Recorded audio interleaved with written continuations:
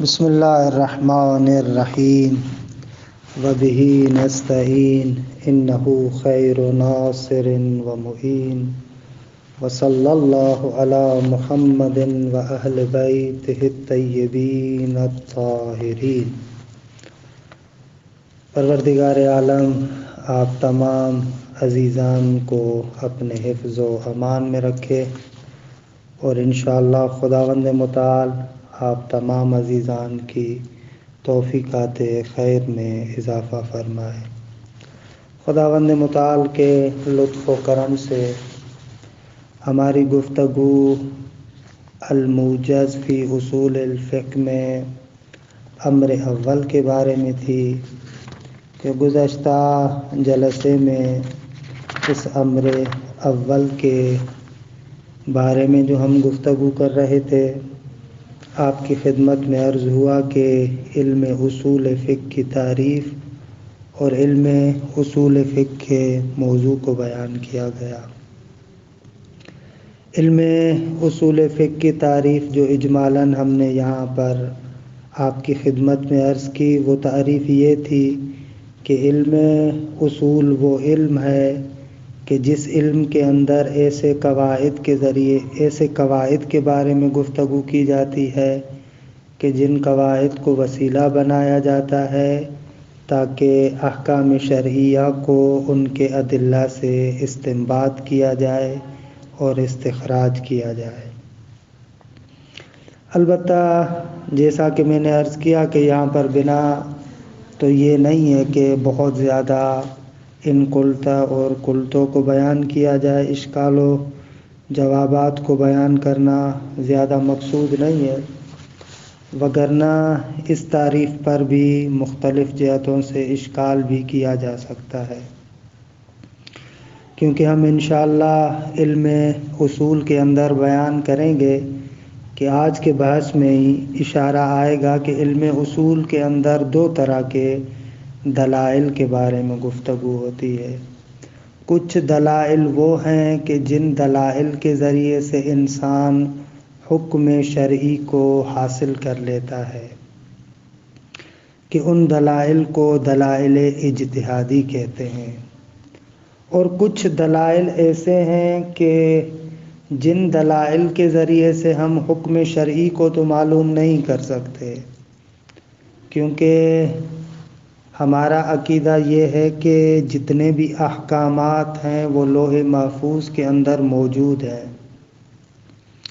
پھر ان دلائل کے ذریعے سے ہم ان احکامات شرعیہ کو حاصل کرتے ہیں، لیکن کبھی کبھار ہمارے پاس دلیل کے نہ ہونے کی وجہ سے یا کچھ اور علتیں بھی ہیں جو انشاءاللہ ہم اس اصول کے دوسرے حصے میں پڑھیں گے، ان اسباب اور علل کی وجہ سے کبھی کبھار ہم حکم شرعی کو حاصل نہیں کر پاتے، ہمارے پاس کوئی ایسی دلیل نہیں ہے، یا اگر دلیل ہے تو وہ مجمل ہے، یا اگر ہمارے پاس دلیل ہے تو ان ادلہ کے مابین تعارض پایا جاتا ہے، اس وجہ سے ہم حکم شرعی کو حاصل نہیں کر پاتے۔ تو ایسی کنڈیشن میں، ایسی حالت میں کیا شارع مقدس نے ہمارے لیے کوئی راستہ معین کیا ہے یا معین نہیں کیا؟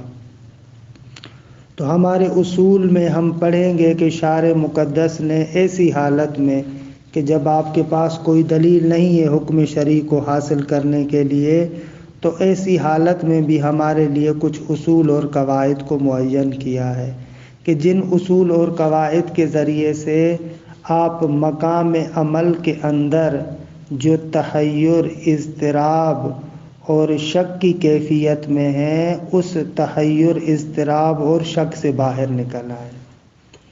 یعنی دوسرے لفظوں میں، جب آپ کے پاس حکم شرعی کو حاصل کرنے کے لیے کوئی دلیل نہیں ہے تو مقام عمل میں آپ کا کیا وظیفہ اور کیا ذمہ داری بنتی ہے، اس کو معین کرنے کے لیے بھی شارع نے ہمارے لیے کچھ اصول اور قواعد کو معین کیا ہے۔ ان اصول اور قواعد کو اصول عملیہ کہا جاتا ہے۔ تو اصول عملیہ کے ذریعے سے آپ حکم شرعی کو استنباط نہیں کر پاتے، حکم شرعی آپ کے لیے معلوم نہیں ہوتا، بلکہ اصول عملیہ کے ذریعے سے آپ کے فقط عملی وظیفے اور عملی ذمہ داری کو معین کیا جاتا ہے۔ ان کو اصول عملیہ کہتے ہیں، اور علم اصول کا ایک بہت بڑا حصہ ان اصول عملیہ کے بارے میں ہے۔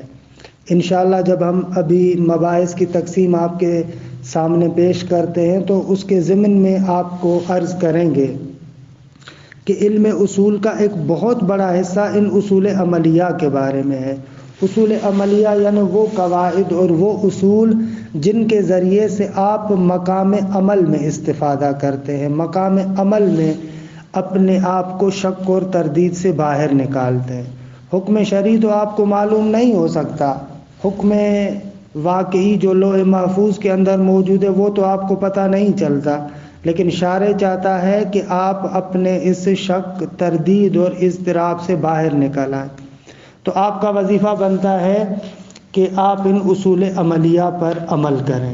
یہ بھی علم اصول کے اہم ترین مباحث ہیں، جبکہ یہاں پر جو تعریف نقل ہوئی ہے اس تعریف میں صرف یہ بیان کیا جا رہا ہے کہ علم اصول فقہ کا کام یہ ہے کہ آپ کے لیے احکام شرعیہ کے استنباط کرنے کے قواعد کو ذکر کیا جاتا ہے۔ حالانکہ علم اصول کا یہ آدھا علم اصول یہ کام کرتا ہے جو آپ کو وہ ادلہ اور اس قواعد سے آشنا کرتا ہے جن قواعد کے ذریعے سے آپ حکم شرعی کو حاصل کر سکتے ہیں، لیکن علم اصول کا ایک بہت بڑا حصہ وہ ہے کہ جس حصے کے ذریعے سے آپ کیا کرتے ہیں، حکم شرعی کو تو حاصل نہیں کرتے، کیونکہ حکم شرعی آپ کی پہنچ سے بہت دور ہے، آپ کے پاس کوئی دلیل نہیں ہے۔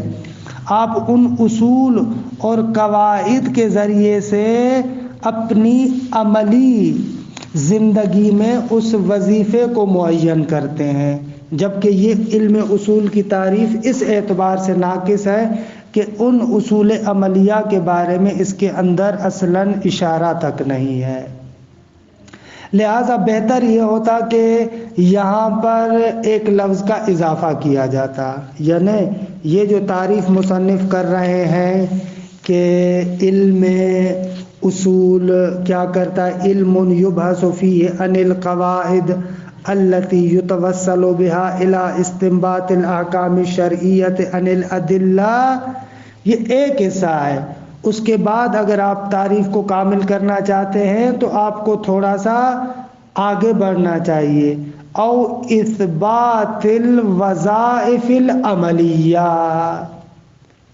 اس لفظ کو اگر آپ بڑھا دیں تو بہت اچھا ہو جائے گا، او اثبات الوظائف العملیہ، یعنی علم اصول میں ایسے قواعد اور قوانین کے بارے میں گفتگو ہوتی ہے جن کے ذریعے سے یا آپ دلائل سے احکام شرعیہ کو حاصل کرتے ہیں یا اپنے عملی وظیفے اور ذمہ داری کو ان قواعد کے ذریعے سے آپ ثابت کرتے ہیں، کیونکہ وہ قواعد بھی علم اصول کا ایک بہت بڑا حصہ ہے۔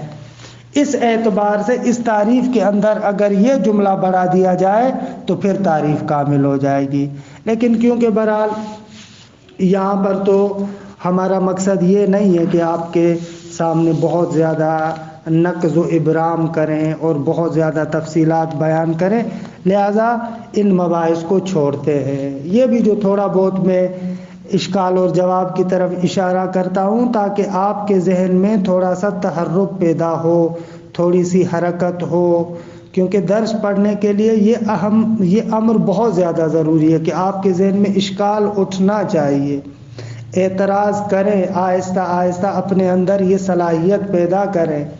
یہ ہماری طلبگی کا لازمہ ہے کہ ہم جب طالب علم بنتے ہیں تو اپنے اندر اشکال کرنے کی، سوال اٹھانے کی جرأت پیدا کریں۔ بہرحال یہ علم اصول کی تعریف اور علم اصول کا موضوع۔ اچھا، آج کے بحث کی طرف آتے ہیں کہ علم اصول کے جو امر اول میں ہم اس کتاب میں ذکر کرنا چاہتے ہیں وہ ہے غایت اور ہدف۔ یہ بھی ایک اہم چیز ہوتی ہے کسی علم کے اندر کہ اس علم کی اصلاً غایت کیا ہے۔ غایت یعنی ہدف، کس ہدف کے تحت آپ اس کام کو کرنا چاہتے ہیں، وہ جو ہدف اور مقصد ہے اس کو کہا جاتا ہے غایت۔ البتہ یہاں پر تھوڑی سی میں وضاحت کروں، دو لفظ استعمال ہوتے ہیں، ایک ہوتا ہے علت غائی اور دوسرا ہوتا ہے غایت۔ علت غائی اور غایت کے اندر حقیقی اعتبار سے فرق نہیں ہے، لیکن اعتباری طور پر فرق پایا جاتا ہے۔ مثلا آپ تصور کرتے ہیں کہ مجھے حرم جانا چاہیے، حضرت معصومہ کے حرم کی طرف زیارت کے لیے مجھے جانا چاہیے۔ یہ جو آپ اپنے ذہن میں تصور کرتے ہیں کہ مجھے حرم جانا چاہیے حضرت معصومہ کی زیارت کے لیے، لہٰذا آپ اپنے آپ کو آمادہ کرتے ہیں، تیار کرتے ہیں، گھر سے نکلتے ہیں تاکہ آپ حضرت معصومہ کے حرم جائیں۔ جیسے ہی آپ حضرت معصومہ کے حرم کی زیارت کرتے ہیں، وہاں پہنچتے ہیں، تو اب یہاں پر اس مثال پر غور کریں، اس مثال میں علت غائی کیا ہے اور غایت کیا ہے۔ پہلے مرحلے میں جو یہ آپ نے تصور کیا اپنے ذہن میں کہ مجھے حضرت معصومہ کی زیارت کے لیے جانا چاہیے، یہ جو آپ تصور اپنے ذہن میں لے کر آتے ہیں کہ مجھے حضرت معصومہ کی زیارت کے لیے جانا چاہیے، پھر آپ گھر سے نکلتے ہیں، گاڑی میں بیٹھتے ہیں اور جا کے حضرت معصومہ کی زیارت کرتے ہیں، یہ پہلے مرحلے میں جو آپ کے ذہن میں تصور آیا کہ مجھے ادھر جانا چاہیے، اس کو کہتے ہیں علت غائی۔ علت غائی یعنی اس کے کام کرنے سے پہلے جو تصور آپ اپنے ذہن میں لاتے ہیں اور وہ تصور آپ کو مجبور کرتا ہے کہ آپ اس عمل کو انجام دیں، اس کو کہتے ہیں علت غائی۔ لیکن جب آپ وہ کام کر چکے اور اس ہدف تک پہنچ چکے، مثلا میں گھر سے نکلا اور حضرت معصومہ کی زیارت کر چکا، یہ جو میں نے حضرت معصومہ کی زیارت کی، اس کو کہتے ہیں غایت۔ پس غایت فعل کے انجام دینے کے بعد حاصل ہوتی ہے، اور علت غائی اس فعل سے پہلے جو آپ تصور کرتے ہیں۔ اصطلاح میں کہتے ہیں اول الفکر و آخر العمل۔ اول الفکر علت غائی ہے، آخر العمل وہ غایت ہے۔ یہ اصطلاحی طور پر علت غائی اور غایت میں تفاوت ہے۔ تو اب یہ جو یہاں پر ہم کہتے ہیں علم اصول کی غایت، یعنی مراد یہاں پر ہے علت غائی، کیونکہ آپ یہ پہلے مرحلے میں تصور کرتے ہیں کہ کس وجہ سے ہم علم اصول پڑھیں، تو یہاں پر غایت سے مراد کیا ہے؟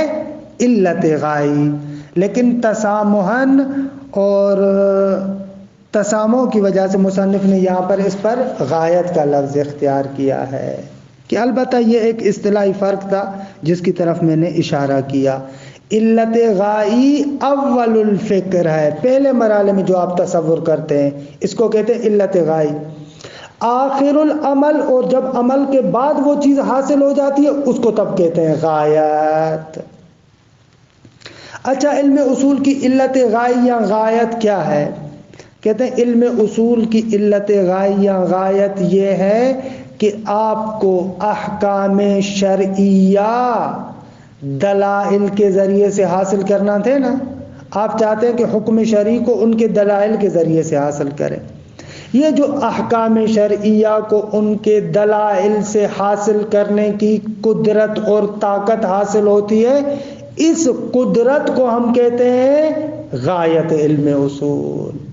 علم اصول کا پس ہدف کیا ہے؟ علم اصول کا ہدف یہ ہے کہ آپ کو یہ قدرت حاصل ہو جائے، آپ کے اندر یہ توانائی اور طاقت اور صلاحیت آ جائے کہ آپ احکام شرعیہ کو ان کے ادلہ سے حاصل کر سکیں۔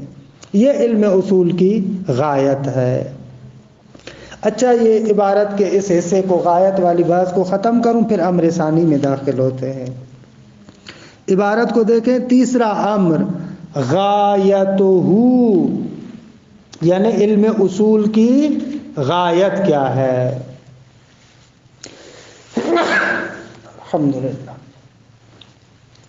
القدرۃ علی استنباط الاحکام الشرعیۃ عن ادلتها.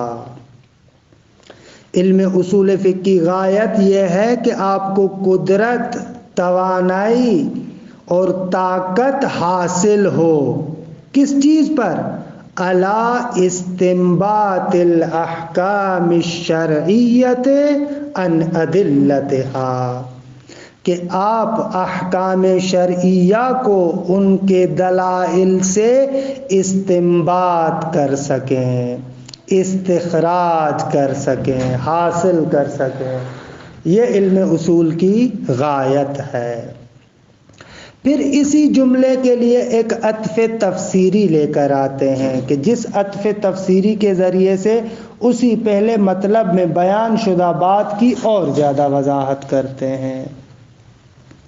والعصور علی امور یحتج بها فی الفقہ علی الاحکام الشرعیہ. اس عبارت کے اندر کوئی نئی بات نہیں کرے، وہی جو ہم نے پہلی سطر میں جملہ بیان کیا تھا اسی کو دوسرے لفظوں میں بیان کر رہے ہیں. اس کو کہتے ہیں عطف تفسیری. اصول یعنی اطلاع، معلومات.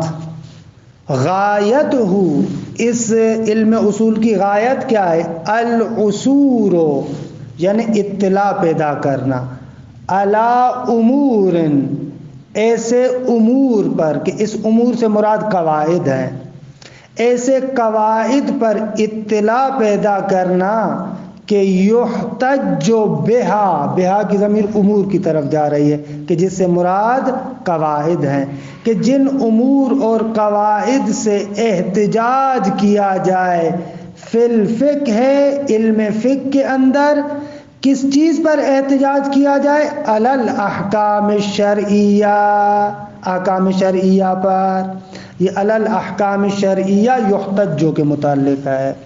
اور جیسا کہ میں نے عرض کیا کہ اس سطر میں بھی وہی پہلے سطر والا مطلب ہے، اس کے اندر کوئی نئی بات نہیں ہے. بس خلاصہ کلام یہ ہوا کہ علم اصول کی غایت کیا ہے، علم اصول کا ہدف کیا ہے. علم اصول کی غایت اور علم اصول کا ہدف یہ ہے کہ آپ کو ایسے قواعد سے آشنائی ہو کہ جن قواعد کے ذریعے سے آپ علم فقہ میں احکام شرعیہ پر استدلال قائم کر سکیں. اچھا، وَمِمَّا ذَكَرْنَا يُعْلَمْ وَجْهُ الْحَاجَةِ إِلَىٰ أُصُولِ الْفِقْهِ. کہتے ہیں کہ جو گزشتہ ابھی ہم نے غایت کے مورد میں ذکر کیا، اس سے پتہ چل گیا کہ علم اصول کی ضرورت کیا ہے. جب علم اصول کی غایت یہ ہے تو علم اصول کی ضرورت کا بھی ہمیں پتہ چل جائے گا. وَمِمَّا ذَكَرْنَا، جو ابھی ہم نے علم اصول کی غایت ذکر کی ہے اس سے ظاہر ہوا. وَمِمَّا ذَكَرْنَا يُعْلَمْ، معلوم ہوتا ہے، کشف ہوتا ہے. کیا معلوم ہوتا ہے؟ وجہ الحاجت الی اصول الفقہ، اصول فقہ کی ضرورت کیوں ہے. فإن الحاجت الیہ کالحاجت الی علم المنطق. فرماتے علم اصول فقہ کی ضرورت اسی طریقے سے ہے جیسے علم منطق کی ضرورت ہے. کل میں نے عرض کیا تھا نا کہ علم منطق جس طریقے سے ایک علم عالی ہے، اسی طریقے سے علم اصول فقہ بھی ایک علم عالی ہے. علم منطق کو آپ پڑھتے ہیں تاکہ فلسفے میں آپ کے لیے مددگار ثابت ہو، دوسرے علوم میں آپ کے لیے مددگار ثابت ہو. اسی طریقے سے اصول فقہ کو پڑھتے ہیں تاکہ آپ کو علم فقہ میں علم اصول سے مدد ملے. خود ہی وضاحت کرتے فَكَمَا أَنَّ الْمَنْطِقَ يَرْسُمُ النَّحْجَ الصَّحِيحَ فِي كَيْفِيَّةِ إِقَامَةِ الْبُرْهَانِ فَهَكَذَا الْحَالُ فِي عِلْمِ الْأُصُولِ. جس طریقے سے علم منطق ہمارے لیے معین کرتا ہے کہ برہان کو قائم کرنے کی کیفیت میں درست طریقہ کیا ہے. آپ استدلال کرنا چاہتے ہیں نا، استدلال کا صحیح طریقہ کیا ہے، دلیل کے اندر کون سے شرائط ہونے چاہیے. اگر آپ کے لیے دلیل استدلال مباشر ہے تو اس کے کیا شرائط ہیں، استدلال غیر مباشر ہے تو کیا سے اقترانی ہے یا کیا سے استثنائی ہے، جو بھی آپ منطق میں پڑھ چکے ہیں وہاں پر آپ کو قواعد اور ضوابط بیان کیے جاتے ہیں کہ درست دلیل قائم کرنے کا صحیح طریقہ کیا ہے. اسی طریقے سے علم اصول بھی آپ کو بتاتا ہے کہ اگر کسی حکم شرعی پر آپ دلیل قائم کرنا چاہتے ہیں تو وہ درست اور صحیح دلیل کیا ہونی چاہیے. اس اعتبار سے علم اصول علم منطق کی طرح ہے کہ یہاں پر دیکھیں علم اصول کو شباہت دے رہے ہیں علم منطق کے ساتھ. البتہ یہاں پر مصنف نے کہا ہے، میں یہاں پر اشکال نہیں کرتا اگرچہ اشکال کی جگہ ہے، فَكَمَا أَنَّ الْمَنْطِقَ يَرْسُمُ النَّحْجَ الصَّحِيحَ فِي كَيْفِيَّةِ إِقَامَةِ الْبُرْهَانِ، جس طریقے سے منطق ہمارے لیے ترسیم کرتا ہے یعنی ظاہر کرتا ہے، بناتا ہے برہان کو قائم کرنے کی کیفیت میں صحیح راستہ بیان کرتا ہے، فَهَكَذَا الْحَالُ فِي عِلْمِ الْأُصُولِ، پھر یہی بات علم اصول میں بھی ہے. فَإِنَّهُ يُبَيِّنُ، فَإِنَّهُ یعنی علم اصول، یہ علم اصول بیان کرتا ہے کیفیت اقامت الدلیل علی الحکم الشرعی، کہ حکم شرعی پر آپ دلیل کس طریقے سے قائم کریں.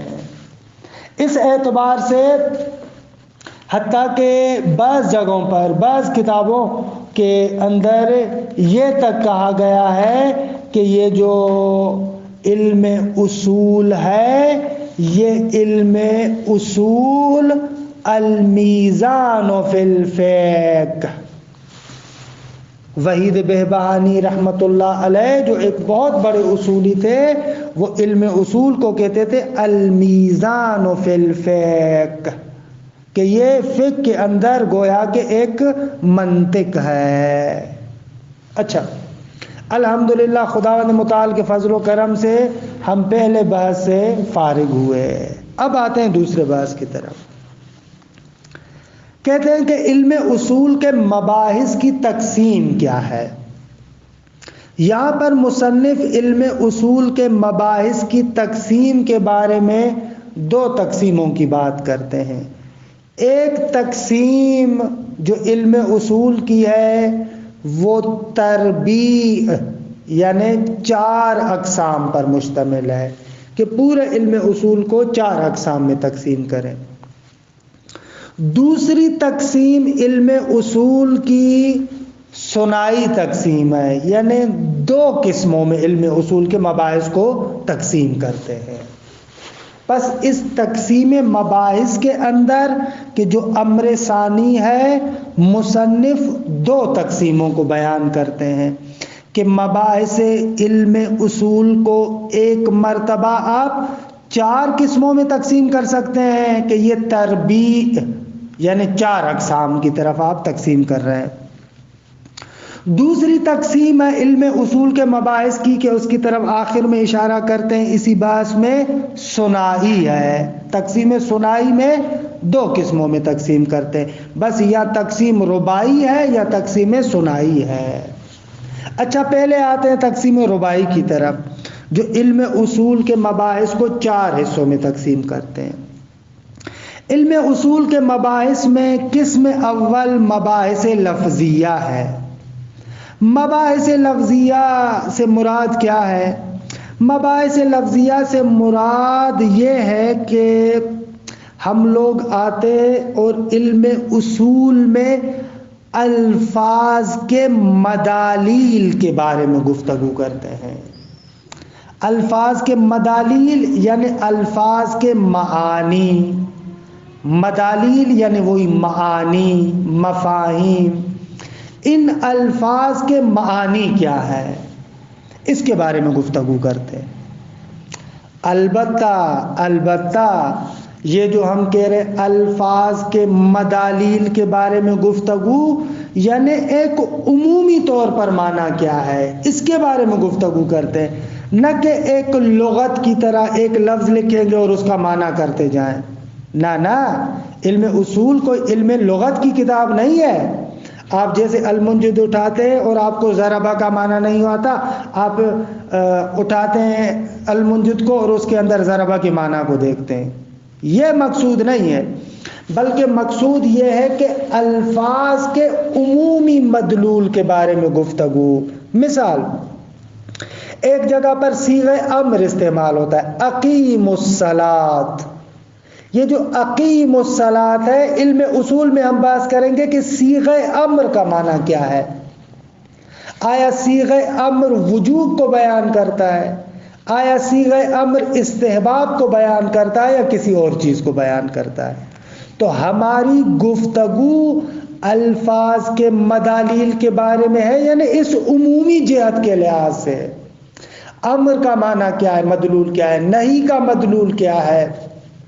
اسی طریقے سے اگر قضیہ شرطیہ آتا ہے، ایک جملہ شرطیہ استعمال ہوتا ہے، اس کا معنی کیا ہے، اس طریقے کے انشاءاللہ ہم آپ کو بیان کریں گے کہ ایسے مدالیل الفاظ کے بارے میں ہم گفتگو کرتے ہیں۔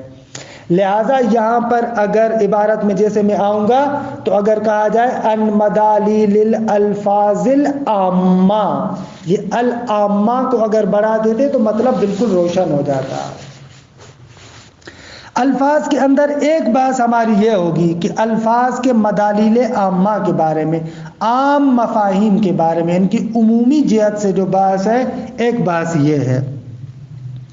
اور اسی طریقے سے ہم الفاظ کے ظہور کے بارے میں بھی گفتگو کریں گے۔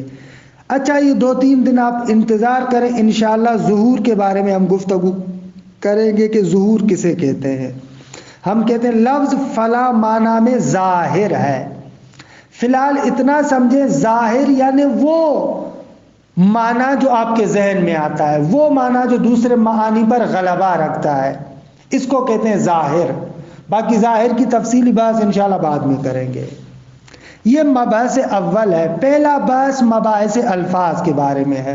پس مباحث الفاظ میں الفاظ کے مدالیل کے بارے میں، ان کے مفاہیم کے بارے میں گفتگو ہوگی، اور ان الفاظ کے ظواہر کے بارے میں گفتگو ہوگی کہ لفظ کس معنی میں ظاہر ہے۔ امر آیا وجوب میں ظہور رکھتا ہے، نہیں آیا حرمت میں ظہور رکھتی ہے، مفہوم شرط کا کیا مطلب ہے، کس چیز میں ظہور رکھتا ہے، ان چیزوں کے بارے میں بحث کریں گے۔ دوسری بات جو علم اصول میں ہے وہ مباحث عقلیہ ہے۔ ایک بات ہم علم اصول میں کرتے ہیں مباحث عقلیہ کے بارے میں۔ اچھا، مباحث عقلیہ میں انشاءاللہ بیان کریں گے وہ احکام کلیہ عقلیہ، ایسے کلی عقلی قواعد کے جن کے ذریعے سے آپ استنباط حکم شرعی میں مدد لے سکتے ہیں۔ کچھ ایسے کلی اور عقلی قواعد ہیں کہ جن عقلی کلی قواعد کے ذریعے سے آپ حکم شرعی کو حاصل کرنے میں مدد لے سکتے ہیں۔ مثلا ایک بحث ہے کہ اگر شارع ایک چیز کو واجب قرار دیتا ہے تو آیا اس کا مقدمہ بھی واجب ہوگا یا نہیں ہوگا؟ شارع نے کہا کہ نماز تم پر واجب ہے، لیکن نماز کے لیے وضو مقدمہ ہے، تو اگر شارع نے فقط یہ کہہ دیا کہ اقیم الصلاۃ، نماز پڑھو، تو شارع کے اس جملے کہنے سے مقدمہ خود بخود واجب ہو جائے گا یا واجب نہیں ہوگا؟ یہ ایک عقلی بحث ہے کہ وجوب شے اور اس شے کے مقدمے میں ملازمہ ہے یا نہیں ہے، کہ یہ ایک عقلی بحث ہے۔ یا اسی طریقے سے اگر ہم لوگوں کو پتہ چل جائے کہ 2 چیزوں میں سے کوئی ایک چیز واجب ہے، صحیح ہے، مثلا مجھے پتا ہے کہ ان 2 چیزوں میں سے یا نماز جمعہ واجب ہے یا نماز ظہر واجب ہے، 2 چیزوں میں سے ایک واجب ہے، تو یہاں پر ایک عقلی قاعدہ ہے، وہ کہتا ہے کہ الاشتغال الیقینی یستدعی الفراغ الیقینی۔ کہ جس کو ہم بحث احتیاط میں بیان کریں گے، قاعدہ اشتغال کے نام سے کہتے ہیں۔ اگر آپ کو یقین ہو جائے کہ دونوں میں سے کوئی ایک واجب ہے اور آپ کو پتہ نہیں ہے کہ یہ واجب ہے یا یہ واجب ہے، یہاں پر عقل کہتی ہے کہ آپ دونوں کو انجام دیں، کیونکہ یہ تو آپ کو پتہ ہے نا کہ ایک چیز آپ پر واجب ہے، لیکن آپ کو یہ پتہ نہیں کہ جمعہ واجب ہے یا ظہر واجب ہے، تو یہاں پر ہماری عقل کہتی ہے کہ دونوں کو آپ انجام دیں۔ اس کو کہتے ہیں قاعدہ اشتغال۔ ایک دلیل عقلی ہے، حکم عقلی کلی ہے کہ جس کے ذریعے سے آپ کو یہ پتہ چلتا ہے کہ یہ دیکھیں اس قسم کے احکام کلیہ عقلیہ ہیں کہ جن کے ذریعے سے آپ استنباط حکم شرعی میں مدد لیتے ہیں۔ احکام شرعیہ کو حاصل کرنے کے لیے ان کلی قواعد سے آپ مدد لیتے ہیں۔ یا مثلا ایک اور مثال بھی دوں میں آپ کو شک ہو رہا ہے کہ آیا فلاں چیز حرام ہے یا حرام نہیں ہے، آپ کو شک ہو رہا ہے۔ کہتے ہیں کہ شک والی صورت میں عقل کہتی ہے قبح عقاب بلا بیان، جب تک شارع کی طرف سے بیان موجود نہیں ہے تو قیامت کے دن شارع آپ کو نہیں کہہ سکتا کہ آپ نے اس ذمہ داری کو کیوں نہیں انجام دیا، اگرچہ وہ واقع اور حقیقت میں لوح محفوظ میں واجب ہی کیوں نہ ہو، لیکن جب تک آپ کو اس کا علم حاصل نہیں ہوگا، شارع کی طرف سے بیان آپ تک نہیں پہنچے گا، آپ کو عقاب نہیں کیا جا سکتا۔ اس قاعدے عقلی کو کہتے ہیں قبح عقاب بلا بیان۔ خب یہ بھی ایک قاعدہ کلی عقلی ہے کہ جس کے ذریعے سے آپ استنباط حکم شرعی میں استفادہ کرتے ہیں، کہ انشاءاللہ ہم اس کو بیان کریں گے، یہ برات عقلیہ کہلاتا ہے۔ تو مباحث عقلیہ میں ہم ان قواعد کلیہ عقلیہ کو ذکر کرتے ہیں کہ جن کلی اور عقلی قواعد کے ذریعے سے آپ احکام شرعیہ کو حاصل کرنے میں مدد لیتے ہیں۔ یہ مباحث عقلیہ۔ دوسرے مباحث یعنی دوسری قسم، اچھا تیسری قسم ہماری ہے مباحث حجج اور امارات کے بارے میں۔ انشاءاللہ ہم بیان کریں گے کہ وہ کون سی چیزیں ہیں کہ جو حکم شرعی کے لیے دلیل کی حیثیت رکھتی ہیں۔ حجت کیا ہے، دلیل کیا ہے؟ مثلا اگر ایک چیز کے بارے میں آپ کو قطع اور یقین حاصل ہو جائے، آیا یہ قطع اور یقین حجت ہے یا نہیں ہے؟ یا مثلا امارات کے بارے میں بھی ہم گفتگو کریں گے۔ ابھی امارات کے بارے میں فعلاً آپ کو کچھ نہیں بیان کر رہا، انشاءاللہ آئندہ مباحث میں اس کی وضاحت کروں گا۔ امارہ اس دلیل کو کہتے ہیں جو دلیل قطعی تو نہیں، یقینی دلیل تو نہیں ہے، لیکن ظنی دلیل ہے، لیکن ایسی ظنی دلیل ہے کہ اس ظنی دلیل کو شارع نے حجت قرار دیا ہے۔ مثلا خبر واحد، یعنی ایک بندہ آپ کے سامنے ایک خبر لے کر آتا ہے، اس ایک بندے کی خبر سے آپ کو یقین تو حاصل نہیں ہوتا، لیکن گمان اور ظن حاصل ہوتا ہے۔ اب یہاں پر بحث کریں گے کہ آیا خبر واحد حجت ہے یا نہیں ہے۔ خبر واحد امارات میں سے ہے، امارہ ہے یعنی حکم شرعی کے لیے ظنی دلیل ہے۔ انشاءاللہ اس کے بارے میں بحث کریں گے کہ امارات حجت ہے یا امارات حجت نہیں ہے۔ یہ ہماری تیسری بحث۔ چوتھی بحث جو ہم علم اصول میں مطرح کرتے ہیں وہ اصول عملیہ کے بارے میں مباحث ہے۔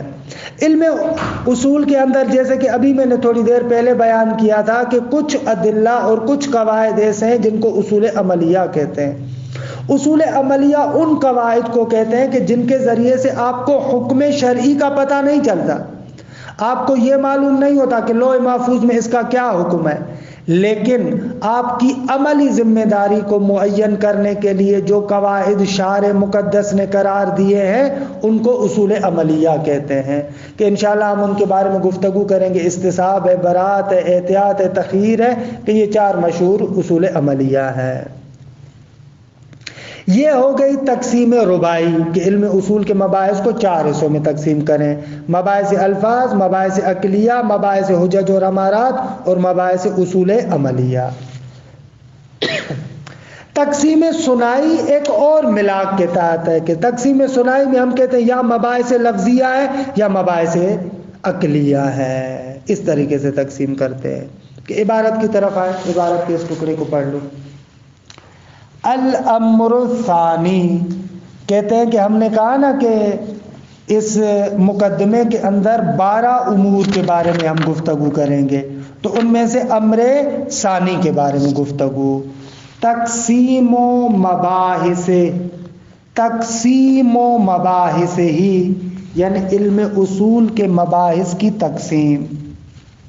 تنقسم المباحث الاصولیۃ الی اربعۃ انواع. مباحث اصولیہ تقسیم ہوتے ہیں 4 قسموں کی طرف.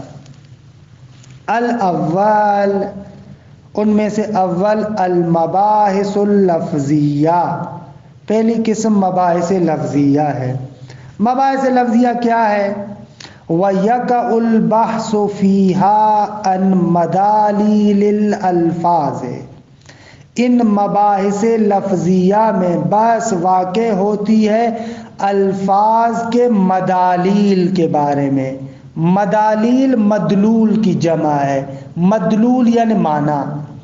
الفاظ کے معانی کے بارے میں، البتہ جیسا کہ عرض کیا مدالیل عامہ، نہ کہ لغوی معنی جو ڈکشنری میں آپ دیکھتے ہیں. لہذا اگر الفاظ کے بعد العامہ ان مدالیل کی صفت کے طور پر عبارت میں آپ ذکر کر دیں تو مطلب زیادہ روشن ہو جائے گا. وَظَوَاهِرِهَا، ہا کی ضمیر الفاظ کی طرف جا رہی، اور ان الفاظ کے ظواہر کے بارے میں گفتگو. ظواہر عطف ہو رہا ہے مدالیل پر. کون سے ظواہر؟ التی تقع فی طریق الاستنباط، وہ مدالیل الفاظ یا وہ ظواہر الفاظ جو استنباط کے راستے میں واقع ہوتے ہیں.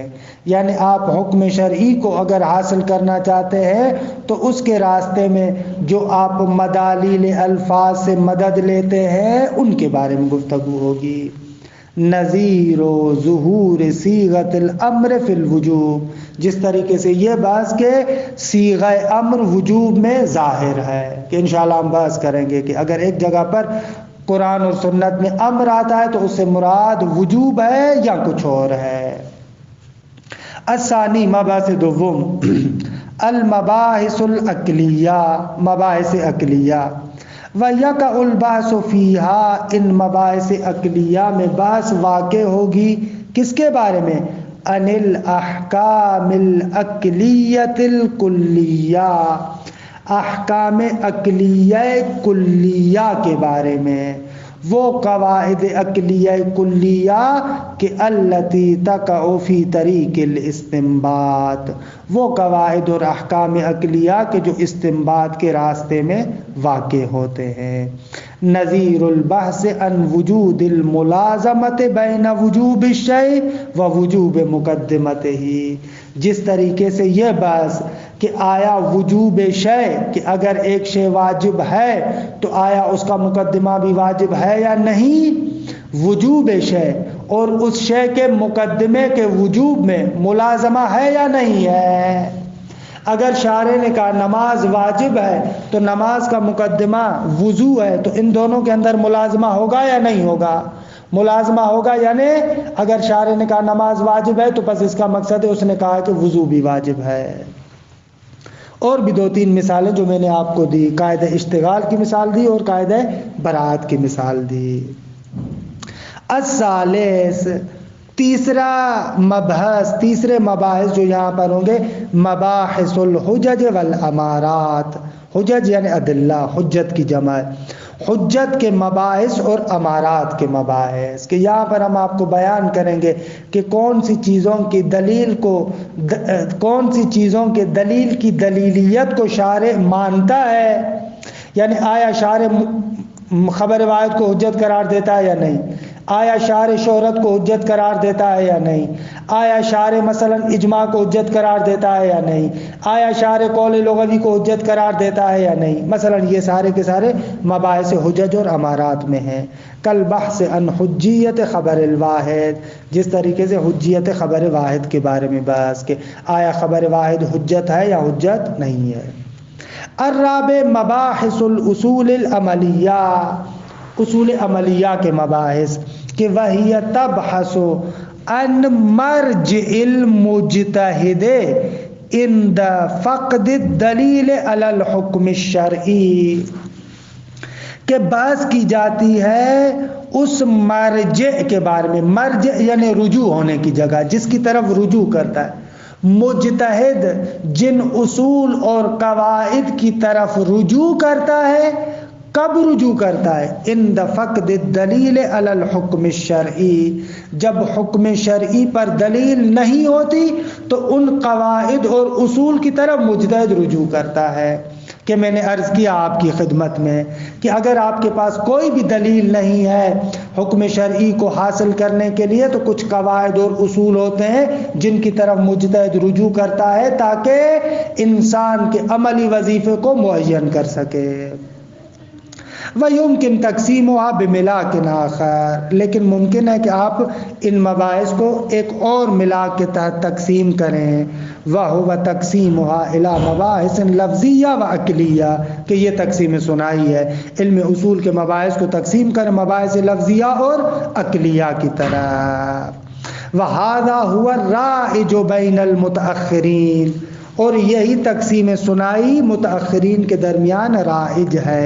وَرَتَّبْنَاهَا كِتَابَنَا عَلَى تَرْتِيبِ مَبَاحِثِ الْكِفَایَہ، ہم نے کتاب کے مباحث کو ترتیب دیا ہے کفایہ کے مباحث کی ترتیب کے مطابق. کفایہ جو آخوند خراسانی کی کتاب ہے جس طریقے سے اس کی ترتیب ہے ہم نے بھی کتاب کی ترتیب وہی رکھی ہے. یہاں پر وقت میرا ختم ہو گیا لیکن آپ کو ایک مطلب کی طرف متوجہ کرتا ہوں. تقسیم سنائی میں جو مباحث لفظیہ کہتے ہیں اور جو تقسیم رباعی میں ہم نے مباحث لفظیہ کہا ہے، آیا ان دونوں میں فرق ہے یا فرق نہیں ہے؟ تقسیم سنائی میں جو ہم نے مباحث عقلیہ کہا ہے اور تقسیم رباعی میں جو ہم نے مباحث عقلیہ کہا ہے، آیا ان دونوں مباحث عقلیہ میں فرق ہے یا فرق نہیں ہے؟ اس پر آپ تأمل کیجئے گا.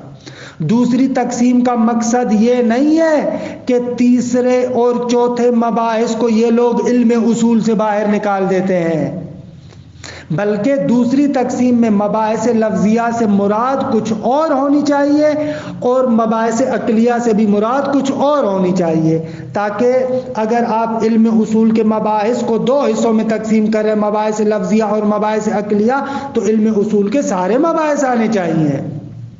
جبکہ جو پہلی تقسیم ہے تقسیم رباعی جس میں آپ نے علم اصول کے مباحث کو 4 حصوں میں تقسیم کیا ہے، وہاں پر مباحث لفظیہ، مباحث عقلیہ، مباحث حجج و امارات اور مباحث اصول عملیہ کے کہا ہے، تو دوسری تقسیم میں علم اصول سے مباحث حجج اور امارات کو باہر نہیں نکال رہے، مباحث اصول عملیہ کو علم اصول سے باہر نہیں نکال رہے، بلکہ دوسری تقسیم میں مباحث لفظیہ اور مباحث عقلیہ سے ایک اور چیز مراد ہوگی، جبکہ پہلی تقسیم میں جو ہم نے مباحث لفظیہ اور مباحث عقلیہ کہا ہے ان سے کچھ اور مراد ہونی چاہیے.